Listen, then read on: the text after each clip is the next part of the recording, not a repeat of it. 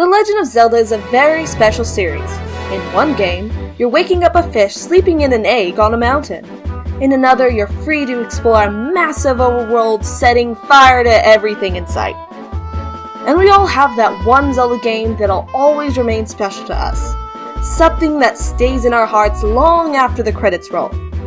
And for today's narrator, that game is The Legend of Zelda: Twilight Princess. Oh, and speaking of today's narrator, hey everyone, I'm the Otaku Artist, and welcome back to another episode of The Gaming Gallery. Somebody at the game office left the recording studio open, so I figured I'd take over this episode. Also, there's a sandwich in here. Turkey. Well, now it's mine. In today's episode, we'll be discussing the development history of The Legend of Zelda: Twilight Princess. The Legend of Zelda: Twilight Princess originally started development as a very different game, a full sequel to The Wind Waker. However, series producer G.A.M.E was worried about the project due to The Wind Waker's slow sales in North America. Nintendo of America told Aonuma that sales of The Wind Waker were slow in the region because of the cartoonish art style that put off a lot of hardcore gamers. Keeping this in mind, Aonuma spoke to Shigeru Miyamoto about the idea of using a more realistic art style similar to the Space World demo. He suggested that Aonuma should revisit some ideas that couldn't make it into Ocarina of Time due to hardware limitations, such as sword combat while riding a horse. And, fun fact, some items from The Wind Waker can still be found buried in Twilight Princess's code. This includes a cel-shaded bomb and the Wind Waker baton. These were obviously leftovers from when Twilight Princess was still a Wind Waker sequel. It's also worth mentioning that a Wind Waker sequel did eventually happen, with The Legend of Zelda: Phantom Hourglass for the Nintendo DS. An early gameplay demo shows that Twilight Princess was at one point going to feature a first-person camera, similar to the early stages of Ocarina of Time. This perspective was dropped as the player couldn't see the variety of Link's movements during sword combat. The Legend of Zelda: Twilight Princess was first shown off at E3 2004 to a standing ovation from an eager audience, an epic moment that remains one of the best in E3 history, and something that would motivate the development team throughout Twilight Princess's development cycle.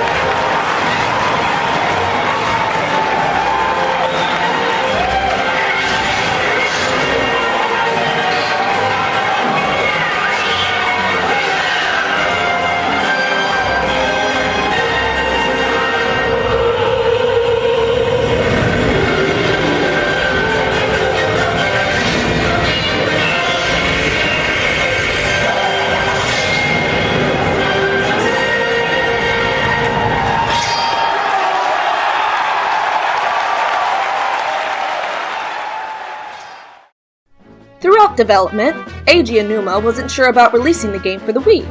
During playtesting, he felt the motion controls weren't responsive enough for the game. While he was on board using pointer controls for aiming weapons like the bow and boomerang, sword combat with the left-handed character felt unnatural when playing with the right-handed motion controls. To work around this, it was decided to flip the entire game to make Link right-handed, because it's apparently easier to mirror an entire game than it is just to adjust the character's model. But why a left-handed mode was never implemented, the world may never know. While we're talking about the Wii, it's also worth mentioning that one demo of the game featured the ability to move Link with the Wii remote pointer. This idea was scrapped, but a similar control scheme would go on to appear in Phantom Hourglass and Spirit Tracks. Eiji Aonuma came up with an idea of Wolf Link through a dream. Aonuma dreamt that he was a wolf trapped in a prison, which ultimately inspired a similar sequence in the final game. During development, the team wanted to replicate the different gameplay styles of young and adult Link from Ocarina of Time. Remembering his dream, Eiji Aonuma suggested that Link could transform into a wolf. Miyamoto, however, felt that watching a four-legged animal walking around would get boring after a while. Seems to work with Okami, though. Miyamoto suggested that a partner character could ride with Link. This led to the creation of Midna. Her name was taken from the word midnight. She went through many redesigns, as you'll see on screen, before her final appearance, we all know and love, was chosen.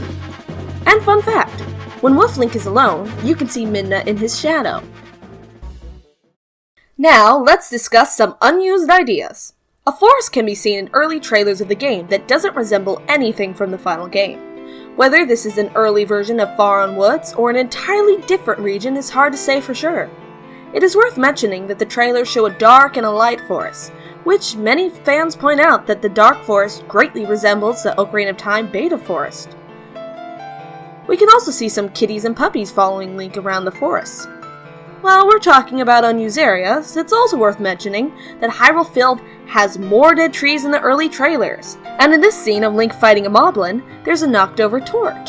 Speaking of that moblin, there were going to be moblins in this game, and an Armos Titan that attacks with its hands, and regular Karagoroks as opposed to the Twilight versions, and Goma chasing Link in a cave before being replaced by Armagoma.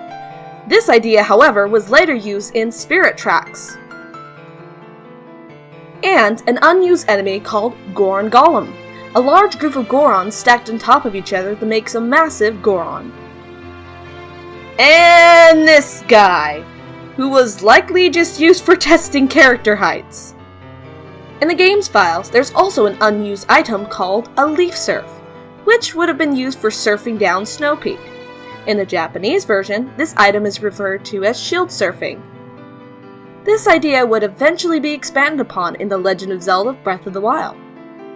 One major feature that was planned to return from previous games was a magic meter.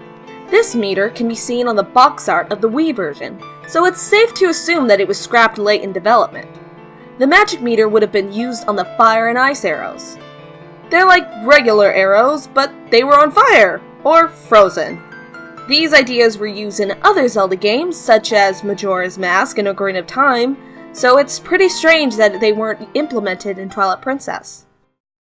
And now it's time for some random trivia! Sheik was also planned to appear in the game, but was dropped early on for unknown reasons. Her Twilight Princess design would end up being used in Super Smash Bros. Brawl. This is a shame since Princess Zelda isn't used too much in the story for Twilight Princess except for at the very end of the game. In early demos, Link would explore Ordon Village with a canoe. This idea is only used in the minigame you can find in Lake Hylia. The fish hole looks different, resembling more of a swamp than the final game. There's unused green choo-choo jelly in the game's code, which technically isn't unused in the Wii version.